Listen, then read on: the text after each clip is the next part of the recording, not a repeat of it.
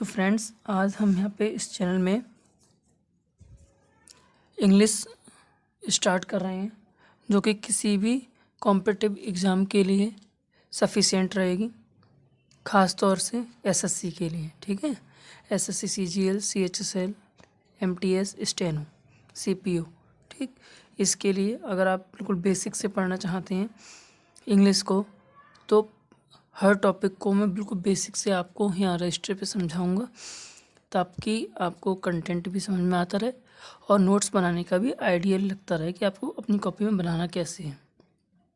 ठीक, तो आइए स्टार्ट करते हैं आज का पहला चैप्टर, जो कि है नाउन।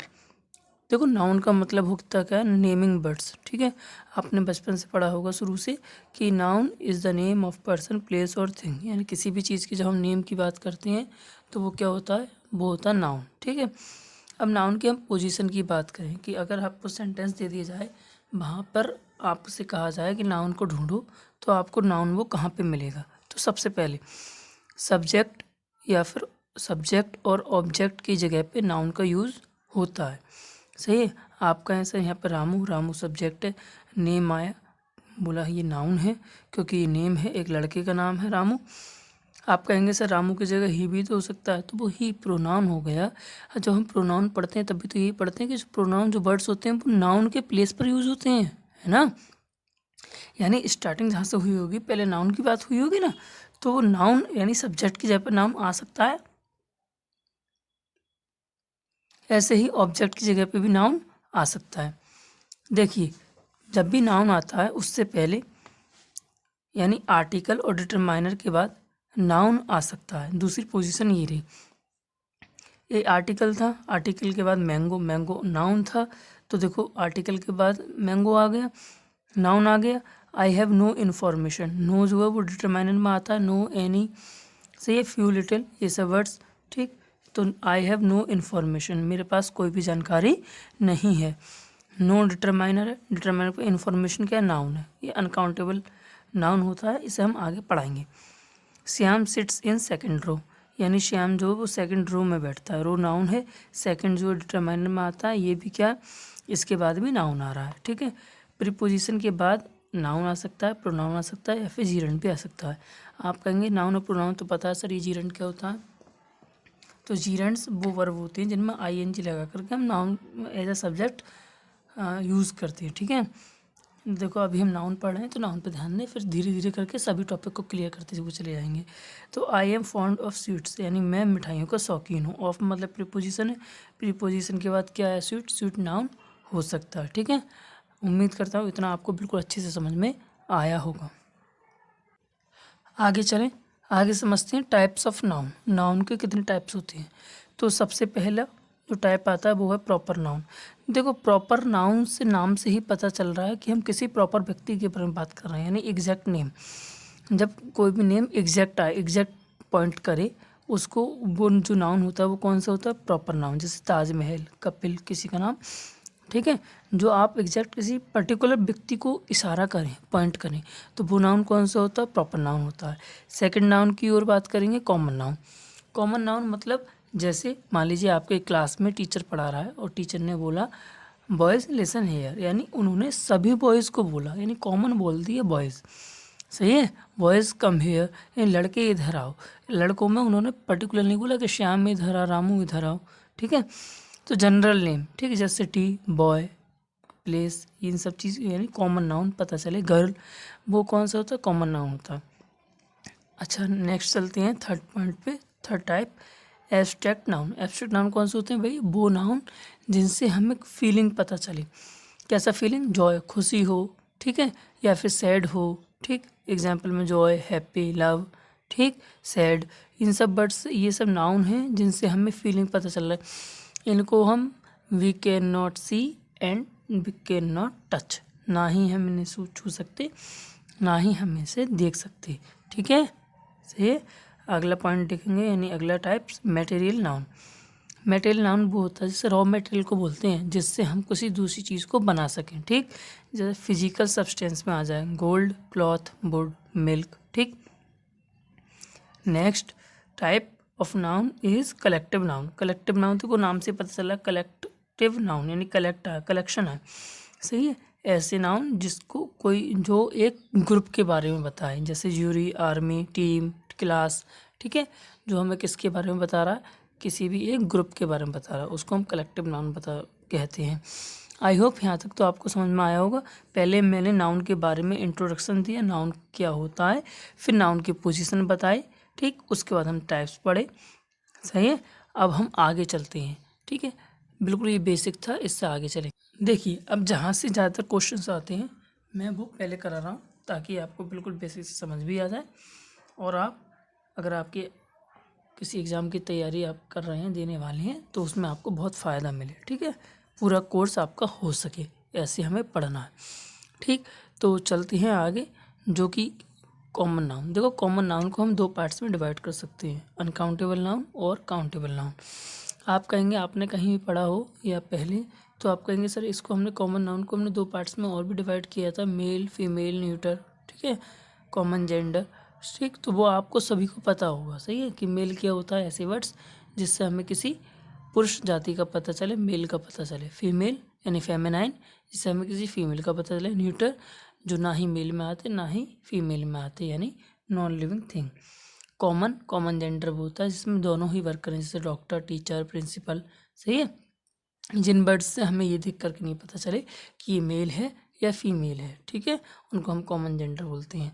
अच्छा वो सब आपको वर्ड्स पता हैं, तो हम आगे चलते हैं जहाँ से क्वेश्चन आता है एग्जाम में। कॉमन नाउन, देखो कॉमन नाउन को हम दो पार्ट्स में डिवाइड करेंगे, अनकाउंटेबल नाउन और काउंटेबल नाउन। तो नाम से ही पता चल रहा है, अनकाउंटेबल नाउन यानी ऐसी जिसको हम गिन नहीं सकते। जब भी अन आ जाता है, इन आ जाता है, यानी जो निगेटिव वर्ड्स आ जाते हैं उसमें नहीं वाला सेंस निकलता है, तो अनकाउंटेबल नाउन जिसे हम गिन नहीं सकते। जैसे नॉलेज, एयर, वाटर। नॉलेज मतलब ज्ञान, ज्ञान को गिन सकते हैं कि आपके पास कितना ज्ञान है, 1 ज्ञान है, 5 ज्ञान है, 15 ज्ञान है, नहीं। एयर को भी नहीं गिन सकते, वाटर को भी नहीं गिन सकते। काउंटेबल नाउन ऐसे नाउन जिन्हें हम गिन सकते हैं, जैसे बॉय, पेन, ठीक, टॉय, जिसको हम गिने, कितने लड़के थे, कितने पेन थे, कितने बुक्स थे, ठीक, कितने चेयर्स थे। अब इनमें डिफरेंस देखेंगे कि एग्जाम में कहाँ से आता है। देखिए जब भी कोई भी अनकाउंटेबल नाउन आए तो उसके साथ भाई, जब हम उसे गिन नहीं सकते तो प्लूरल नहीं बना सकते, तो हमेशा कौन सी वर्ब का यूज़ करेंगे, सिंगुलर वर्ब का यूज़ करेंगे। अच्छा सिंगुलर नाउन आए, जैसे बॉय आए, तो वो तो है ही सिंगुलर जिसे हम गिन सकते हैं, लेकिन एक हो तो सिंगुलर वर्ब, ठीक। प्लूरल नाउन आए तो भाई प्लूरल यानी बहुत सारी हैं, गिन सकते हैं जिन्हें, तो प्लूरल वर्ब का यूज़ करेंगे, ठीक है। प्लूरल वर्ब कौन कौन सी होती हैं, जैसे हैव, आर, वर, ठीक है। और वर्ब की फर्स्ट फॉर्म में एस या एस नहीं लगाते हैं तब वो प्लूरल वर्ब होता है, सही है। अच्छा इसके प्रोनाउन की बात करें तो अनकाउंटेबल के लिए प्रोनाउन हमेशा इट का यूज़ करती है। सिंगुलर आए तो उसके लिए ही, सी, इट का यूज़ करते हैं। प्लूरल आए तो उसके लिए दे का यूज़ करते हैं। आर्टिकल भाई जब ये गिन ही नहीं सकते तो ए एन तो लगाएंगे ही नहीं, सही है। ए एन तो एक के सेंस में आता है, तो हम दा का यूज़ कर सकते हैं अगर कोई पर्टिकुलर विशेष है तो, ठीक। सिंगुलर में जब एक है तो हम लगा सकते हैं, ए भी लगा सकते हैं, एन भी लगा सकते हैं, दा भी लगा सकते हैं। प्लूरल में जब वो बहुत सारे हैं तो ए एन का तो कोई सेंस ही नहीं बनता, तो क्या लगाएंगे, सिर्फ दा। अनकाउंटेबल में quantity of water, quantity of sugar ये लिखते हैं। सिंगुलर में तो जब एक है तो क्वांटिटी की बात ही नहीं हो रही, नंबर की बात ही नहीं हो रही, प्लूरल में नंबर आ जाते हैं, ठीक है। आगे देखिए जैसे एग्जांपल में वाटर, यहाँ पे पेन्स, बॉयज़, ठीक है। अब कुछ लिस्ट है जो कि अनकाउंटेबल नाउन होते हैं जिन्हें आपको याद करना है, जहाँ से क्वेश्चन आते हैं, ठीक है। ये इम्पोर्टेंट है, यहाँ से क्वेश्चन बहुत आते हैं, ठीक है। इनका देखो ये जब अनकाउंटेबल हैं तो इनके साथ कभी भी हम एस या ई एस नहीं लगाएंगे, क्योंकि प्लूरल इसका बनाएंगे नहीं। और वर्ब भी हम कौन सा यूज़ करेंगे, सिंगुलर यूज़ करेंगे, ठीक है। तो इन वर्ड्स के साथ आपको एग्जाम में करता क्या है, या तो इनका प्लूरल बना के दे देता है या इनके साथ है प्लूरल वर्ब लगा देता है, ठीक है। जो मैंने ऊपर बताया उन सब चीज़ को बदल देता है। अगर वो बदल देगा तो वहीं पे एरर होता है, ठीक है। समझिए, पहले थोड़ा समझिए, इनको याद कर लीजिए। जैसे scenery, poetry, advice, furniture, information, knowledge, jewellery, work, equipment, wastage, ठीक। अब एक बार इनका मीनिंग सहित पढ़ेंगे। सीनरी मतलब दृश्य, सही है। पोइट्री काव्य, एडवाइस सलाह, ठीक। फर्नीचर लकड़ी का सामान, फर्नीचर। इंफॉर्मेशन जानकारी, नॉलेज ज्ञान, ज्वेलरी आभूषण, वर्क काम, इक्विपमेंट उपकरण, वेस्टेज मतलब बचा कुचा, ठीक है, उसको वेस्टेज बोलते हैं। देखिए ये जो अनकाउंटेबल नाउन थे, कभी कभी इनको हम प्लूरल में यूज़ करते हैं। तो प्लूरल में यूज़ करते हैं तो कैसे करेंगे भाई? आप कहेंगे सर आप तो अपनी बात से झूठ बोल रहे हो, अभी आपने ये बोला था कि अनकाउंटेबल नाउन को सिर्फ सिंगुलर में यूज़ करते हैं, तो प्लूरल क्यों बना रहे हो? भाई प्लूरल अनकाउंटेबल नाउन को नहीं बनाती, उनके साथ कुछ वर्ड्स को ऐड करके उन वर्ड्स में हम सिंगुलर प्लूरल करते हैं, ताकि हमें सेंस उन अनकाउंटेबल नाउन का पता चल जाता है कि वो एक है या अनेक है। ठीक है, जैसे क्यूब, आइस क्यूब, भाई आइस को का आइस अनकाउंटेबल नाउन है, इसका आप प्लूरल नहीं बना सकते, आइसिस नहीं कर सकती। इसको करने के लिए एन आइस क्यूब, क्यूब को करेंगे, यानी जो ब्लू कलर से लिखा है आपको दिख रहा होगा क्यूब, क्यूब अगर प्लूरल आएगा तो क्यूब से लिख देंगे, सिंगुलर है तो क्यूब रहेगा। आगे अ बार ऑफ चॉकलेट, चॉकलेट्स नहीं होता, बार्स ऑफ चॉकलेट होता है, 2 बार्स ऑफ चॉकलेट होता है।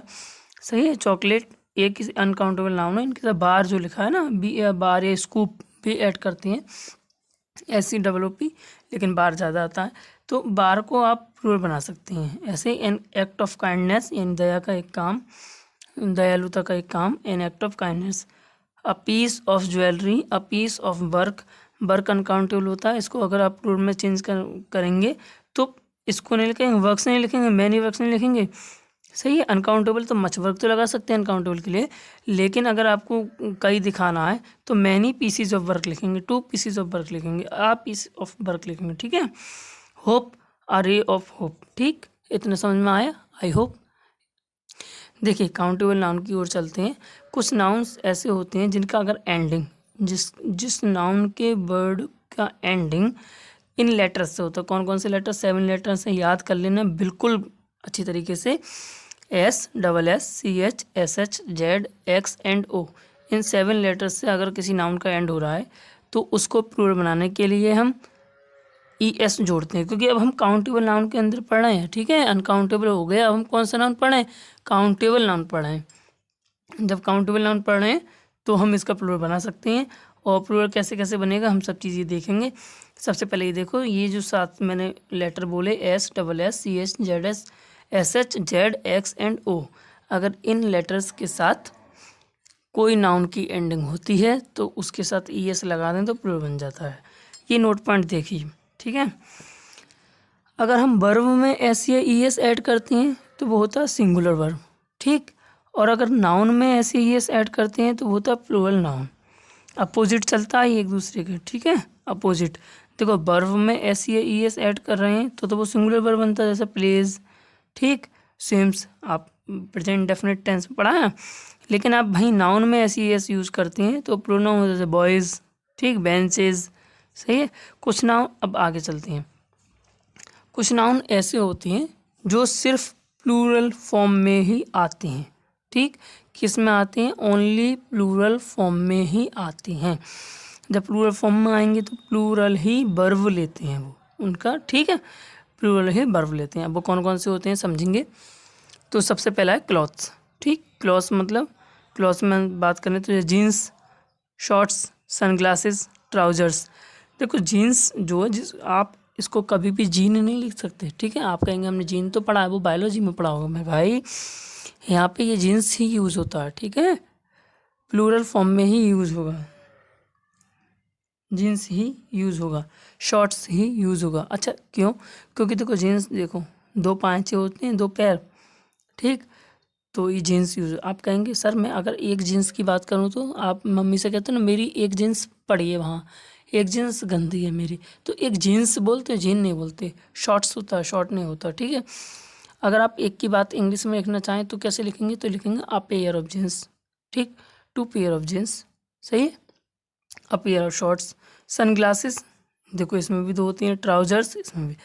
इंस्ट्रूमेंट की बात करें, ये तो क्लॉथ से अब इंस्ट्रूमेंट में चलें, यानी कलपुर्जों में मशीनें। बाइनोकुलर्स मतलब होता है दूरबीन, उसमें भी होता है। फोरसेप्स मतलब चिमटी। हैंडकप्स हथकड़ी। सीजर्स कैंची, उसमें भी 2 होता है। टोंक्स मतलब चिमटा। ठीक, आपको ये नाउन्स को रट लेना है क्योंकि इनके साथ हमेशा प्लूरल वर्ब ही आती है। एग्जाम में इनके साथ सिंगुलर वर्ब लगा के दे देगा। आप सोचेंगे ये तो सही है, आज जींस की बात हो रही है, वहाँ पर आप पेयर ऑफ जींस लिखना था, ये आप भूल गए। उसके बाद प्लूरल फॉर्म लिखना था, ये भी आप भूल गए, फिर आप गलत कर आएंगे। है ना, गलत करेंगे अगर जींस के साथ इज लिखा हुआ आ गया तो। ठीक, अदर्स में बात करें, ये तो आपको याद रहेगा क्लॉथ इंस्ट्रूमेंट में। अदर्स की बात करें, गैलोज मतलब फांसी का फंदा होता है। एरियर्स मतलब बकाया। फैंग्स मतलब फन, सांप के जो फन होते हैं वो। गुड्स मतलब होता है सामान। एसेट्स मतलब भी सामान संपत्ति होता है। गुड्स मतलब वो संपत्ति वो सामान का यूज़ करते हैं जिससे हम एक जगह से दूसरी जगह बहुत आसानी से ले जा सकते हैं, यानी मूवेबल प्रॉपर्टी। एसेट्स वो प्रॉपर्टी होती है जो नॉट मूवेबल हो, सही है, जिसे हम ले जा नहीं सकते, जैसे घर, मकान, ज़मीन। प्रोसीड्स मतलब होता है अमाउंट। ठीक है, जब भी आप पेमेंट करते हैं तो उसमें भी लिखा होता है प्रोसीड्स कितने रुपीज़, सही है, प्रोसीड में बकाया वो अमाउंट आपका। कॉन्ग्रेचुलेशंस एस ही लगेगा, सही है, प्लूरल फॉर्म में ही आएगा। कॉन्ग्रेचुलेशंस बोलते हैं आप, कॉन्ग्रेचुलेशन नहीं बोलते, ठीक है, तो ये भी प्लूरल में आता है। थैंक्स होता है, थैंक नहीं होता। सराउंडिंग्स मतलब आसपास का इलाका, चारों ओर का। ठीक, आई होप। देखिए आगे चलती हैं। अब कुछ नाउन्स ऐसे होते हैं जो प्लूरल फॉर्म में तो होते हैं लेकिन उनका मीनिंग सिंगुलर होता है। अभी जब हम पीछे पढ़ रहे थे तो हमने ये याद किया कि कुछ नाउन्स प्लूरल फॉर्म में होते हैं, उनके साथ प्लूरल ही वर्ब आती है। ठीक है, सही है। लेकिन अब हम पढ़ रहे हैं कुछ ऐसे प्लूरल फॉर्म नाउन होते हैं, कुछ ऐसे नाउन्स होते हैं जो प्लूरल फॉर्म में तो हैं लेकिन उनका मीनिंग सिंगुलर होता है। और मीनिंग सिंगुलर होता है इसलिए उनके साथ सिंगुलर वर्ब भी यूज़ करते हैं। वो होते कौन कौन से हैं उनको आप अच्छी तरीके से याद करेंगे। जैसे कुछ सब्जेक्ट्स की बात आए, जब भी सब्जेक्ट्स की बात आती है तो कौन कौन से सब्जेक्ट हैं जिनको हम प्लूरल फॉर्म में लिखते हैं लेकिन उनका मीनिंग सिंगुलर होता है। समझिए, देखिए, मैथमेटिक्स, सिविक्स, फिजिक्स, स्टैटिक्स, सही है, स्टैटिस्टिक्स, सही है, एथिक्स। तो ये सब सब्जेक्ट हम प्लूरल फॉर्म में लिखते हैं लेकिन इनके साथ वर्ब कैसे यूज़ करेंगे, सिंगुलर ही यूज़ करेंगे, सही है। जैसे आप लिखना चाहें mathematics is my favourite subject, तो मैथमेटिक्स आर माई फेवरेट नहीं लिखेंगे, प्लूरल फॉर्म नहीं लगाएंगे, सिंगुलर ही लगाएंगे, mathematics is my favourite subject लाएंगे। ओके, आगे देखिए, कुछ डिसीज़ होती हैं जो हमेशा प्लूरल फॉर्म में आती हैं लेकिन यूज इनके साथ सिंगुलर वर्ब होती है, जैसे measles, mumps, rickets, psoriasis, singles, diabetes, rabies. ये बीमारियों के नाम है जो लिखे प्लूरल फॉर्म में जाती हैं लेकिन वर्ब सिंगुलर आता है। ऐसे ही आगे बुक्स एंड ऑथर्स की बात आए, किसकी, बुक्स एंड ऑथर्स की बात आए तो वो भी, जैसे गुलिवर ट्रेवल्स। ठीक, ये एक स्टोरी का नाम है, बुक है Gulliver travels, Arabian nights, two states. Two states को देख करके कहीं आप आर लगा दें, ये एक बुक का नाम है। ठीक है, से गेम्स आए, डार्ट्स, चेस, बिलियर्ड्स। ठीक है, ये भी हम किस में यूज़ करेंगे, प्लूरल फॉर्म में यूज़ होंगे लेकिन वर्ब इनके साथ कैसे लगाएंगे, सिंगुलर ही लगाएंगे। ठीक, आगे समझें। आगे अदर्स में समझेंगे, समन्स या एथलेटिक्स न्यूज़।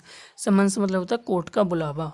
अब ये एक कोर्ट के बुलावे की बात कर रहे हैं, अगर हम कई कोर्ट के बुलावे की बात करेंगे तो समन्सेस बोलेंगे। ठीक है, इसमें ES और ऐड करेंगे। ठीक, एथलेटिक्स न्यूज़, जैसे अब एग्जांपल में समझिए, ये लिखा 3 idiots is an interesting movie, यानी 3 इडियट्स एक इंटरेस्टिंग मूवी है या मेरी है। ठीक, अब 3 इडियट्स को देख करके आप यहाँ पे आर या बर नहीं लगा देना, सही है। कहीं आप कहें 3 इडियट्स तो प्लूरल हो गया और हमने पढ़ा प्लूरल नाउन के साथ प्लूरल वर्ब, आप आर या बर लगा दें। ठीक, या फिर इज लिखा हुआ आए और एरर पूछे, हो सकता है उसमें नो एरर हो, आप यहाँ पे एरर निकालिए आए कि साहब यहाँ पे तो इज है लेकिन आएगा क्या, वर या फिर आर आएगा, और आकर के बाहर से हैंस बनना, मैं तो ठीक करिए, पता चले नंबर कट गया। ठीक है, तो इसलिए समझे अच्छी तरीके से, ऐसा कई बार हो जाता है। ठीक, आगे statistics is my favourite subject, भाई एस को देख करके प्लूरल नहीं समझना है, सब्जेक्ट का नाम है, आगे वो हिंट दे रहा है आपको। ठीक, इसलिए इज लगाएंगे। अगला पॉइंट समझते हैं। अब मैं जितने भी ये पॉइंट्स, देखो ये आप कहेंगे सर आप इसमें हमें नाउन्स ही पढ़ा रहे हैं, नाउन्स ही याद करा रहे हैं। ठीक है, एग्ज़ाम में जो क्वेश्चंस आते हैं वो यहीं से आते हैं, बिल्कुल ये एडवांस लेवल चल रहा है। ठीक है, बेसिक लेवल तो पीछे आपका हो गया। ठीक, ये एडवांस लेवल है, आप इसको खूब अच्छी तरीके से याद कर लें क्योंकि क्वेश्चन जो बनता है वो यहीं से बनता है। ठीक, आपको ये सब चीज़ें याद होंगी तो आप क्वेश्चन को ठीक कर आएंगे, अदरवाइज आप गलत कर लेंगे फिर नंबर कट जाएगा। ठीक है, तो आप अगर वीडियो देख रहे हैं तो कुछ फ़ायदा ऐसा तो मिले जो आप कहीं हटके आप सीख सकें। ठीक है, और कुछ अच्छा याद कर सकें, सही है, एग्ज़ाम में आप अच्छी तरीके से कर सकें। तो अच्छी तरीके से सुनिए, देखिए, याद करिए। आगे समझिए। तो कुछ नाउन्स ऐसे होते हैं जो देखने में तो सिंगुलर होते हैं लेकिन उनका मीनिंग प्लूरल होता है। अब इसका अपोजिट, पहले वाले का हम अपोजिट पढ़ रहे हैं। पहले आपने क्या पढ़ा था कि देखने में प्लूरल होंगे लेकिन मीनिंग सिंगुलर होगा, इसलिए सिंगुलर वर्ब। अब मैं क्या कर रहा हूँ, अब कह रहा हूँ देखने में सिंगुलर होंगे लेकिन मीनिंग उनका प्लूरल होगा। जब मीनिंग प्लूरल होगा तो वर्ब भी कैसा यूज़ करेंगे, प्लूरल ही यूज़ करेंगे। देखिए अगर आपको समझ में आता है तो आप अपने मन में बोला कीजिए, ठीक है। और कोई भी ना आपके रूम में तो मुंह से बोल दिया कीजिए। अगर आपको शर्म लगती है तो मन में बोल लिया कीजिए। इससे क्या होता है कि माइंड हमारा कंसंट्रेट रहता है बिल्कुल पढ़ाई पे। वो कौन से नाउन्स होते हैं, कुछ ऐसे नाउन्स, मतलब वो कौन कौन से नाउन्स होते हैं जो आपको देख करके पता चले कि ये देखने में सिंगुलर है लेकिन use as a plural form में ही, प्लूरल वर्ब के साथ ही होती हैं।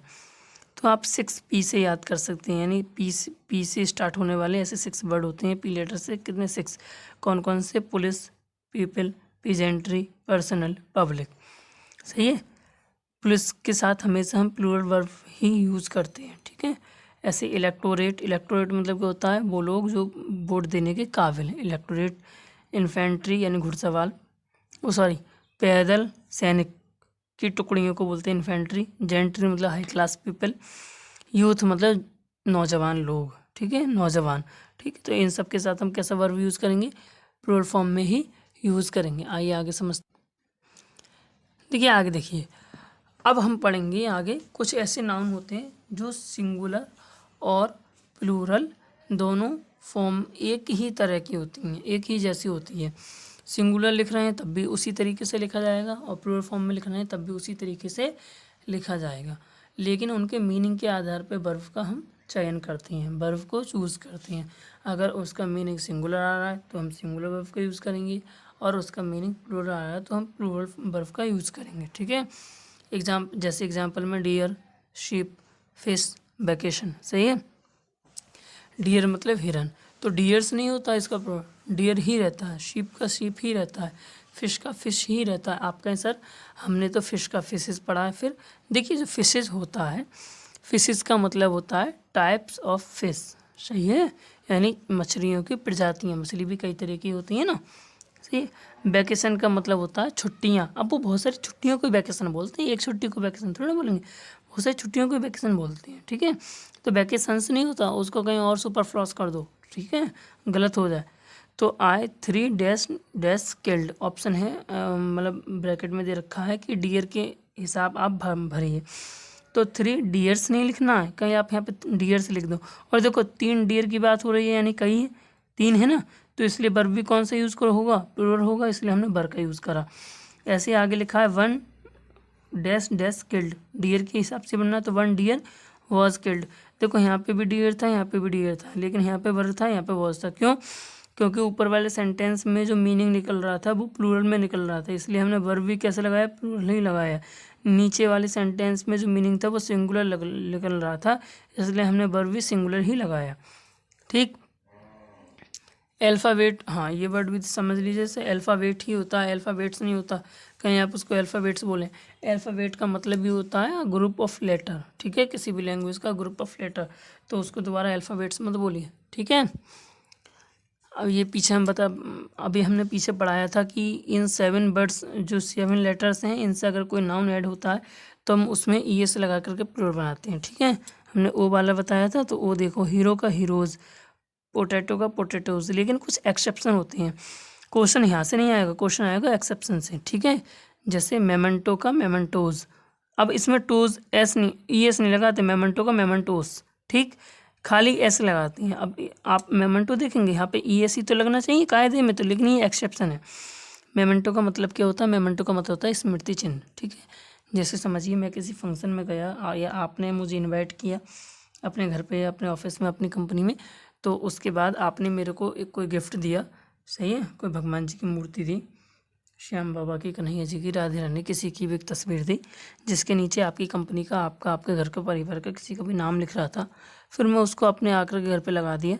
जब मैं घर में कभी भी उसकी तरफ में नज़र जाएगी, देखूंगा, पूजा करूंगा, तो मुझे नीचे नाम नज़र आएगा और मुझे आप एकदम याद आ जाएंगे, ठीक है, कि मुझे ये इन्होंने दिया था, ठीक। तो वो होता है मेमेंटो। इसका प्लूरल बनाएंगे तो मेमेंटोज़। फ़ोटो का फ़ोटोज़, रेशियो का रेशियोज़, रेशो का रेशियोज़, जू का जूस। सही है, ये समझ में आया। अब देखिए आगे समझिए। अब मैंने यहाँ तक तो बताया था कि इन लेटर्स के साथ यूज होता है तो हम ईएस लगा देते हैं, लेकिन कुछ इनसे अलग भी होता है। ठीक, जो वर्ड्स आईएस के साथ एंड होते हैं तो उनको भी हम ईएस, उनके साथ हम ईएस लगाते नहीं, उस आईएस को ईएस में चेंज कर देते हैं। सही है, आईएस को ईएस में चेंज कर देंगे तो वो सिंगुलर से प्लूरल बन जाएगा। जैसे थीसिस का मतलब थीसिस। ठीक, थीसिस का मतलब क्या होता है, कोई ऐसा टॉपिक जिसको आपको दे दिया जाए, फिर आपसे बोला जाए कि चलो इसके बारे में आप लिख के दिखाओ। ठीक है, तो उसे बोलते हैं थीसिस। हाइपोथेसिस, थीसिस का देखो यहाँ आईएस था, प्लूरल बनाया तो ईएस हो गया। यहाँ आईएस था, प्लूरल बनाया तो ईएस हो गया। हाइपोथेसिस का मतलब होता है ऐसी स्टडी जो अभी ऐसा, यानी ऐसा तथ्य है जो अभी प्रूव नहीं हुआ है लेकिन हम उसमें आगे स्टडी कर सकते हैं। ठीक, उसको हाइपोथेसिस बोलते हैं। आगे समझेंगे। थोड़ा सा और रह गया है, बिल्कुल बेसिक, बिल्कुल शांति से थोड़ा सा और समझ लें, फिर वीडियो हो जाएगा। ठीक है, देखिए ऐसे नाउन जो ओ एन से एंड होते हैं उसको अगर हम प्लूरल बनाएं तो ओ एन को ए में चेंज कर देते हैं, उससे वो क्या हो जाता है, प्लूरल हो जाता है। जैसे दो ही वर्ड्स हैं ऐसे जो आपके एग्जाम में आते हैं। फेनोमेनन का हो जाता है फेनोमेना, अगर प्लूरल बना रहे हैं तो क्राइटेरियन का हो जाता है क्राइटेरिया। ठीक है, आगे कुछ ऐसे वर्ड्स होते हैं जो यू एम के साथ, अगर कुछ नाउन्स यू एम के साथ अगर एंड हो रहे हैं तो उस यू एम को हम ए में चेंज कर देते हैं। यू एम को किस में चेंज कर देते हैं, ए में। जब हम यू एम को चेंज करते हैं ए में तो वो सिंगुलर से प्लूरल बन जाता है। जैसे डेटम का डेटा, ये डेटम होता है ना कि डाटा। ठीक है, डेटा होता है ना कि डाटा। एजेंडम का एजेंडा, मेमोरेंडम का मेमोरेंडा, ओवम का ओवा, डिक्टम का डिक्टा। ठीक, सही है। ये कुछ ऐसे वर्ब, ऐसे नाउन्स थे जो कि यू एम के साथ एंड हो रहे थे, हमने उसको चेंज किस में कर दिया, ए में, तो वो सिंगुलर से प्लूरल बन गए। ठीक, आई होप आज की ये वीडियो आपको बिल्कुल पसंद आई होगी। ठीक, अगर अच्छी लगी तो कमेंट बॉक्स में ज़रूर लिख देना, और समझ में आया ऐसे ही आप नोट्स बना करके अपना याद कर लेना। ठीक है, ये जिसमें देखो इसमें नाउन में 90% वोकेबलरी, 90% में ना। अभी इसमें क्या पढ़ाया पूरी में, जितनी देर आपने वीडियो देखी क्या पढ़ा, इसमें आपने वर्ड्स ही तो पढ़े। ठीक है, तो इन सब वर्ड्स में वोकेबलरी तो है, ये कंप्लीट वोकेबलरी है और तो कुछ नहीं। तो इसलिए आपको ये वोकेबलरी लर्न करनी है। क्वेश्चंस यहाँ से आते हैं, इसीलिए नाउन हमें टफ लगता है। ठीक, हम नाउन से स्टार्ट कर रहे हैं, धीरे धीरे हम सब पार्ट्स ऑफ स्पीच करेंगे, फिर टेंस, सही है, और एक्टिव पैसिव डायरेक्ट इनडायरेक्ट सब कुछ हम आपको यहाँ पे अपने चैनल के माध्यम से कराएंगे। अगर आपको अच्छा लगा हो तो प्लीज़ कमेंट बॉक्स में ज़रूर बताना, और जो चीज़ समझ में नहीं आई हो वो भी कमेंट बॉक्स में लिख देना ताकि मैं उसको दोबारा समझा सकूं। Thank you for watching.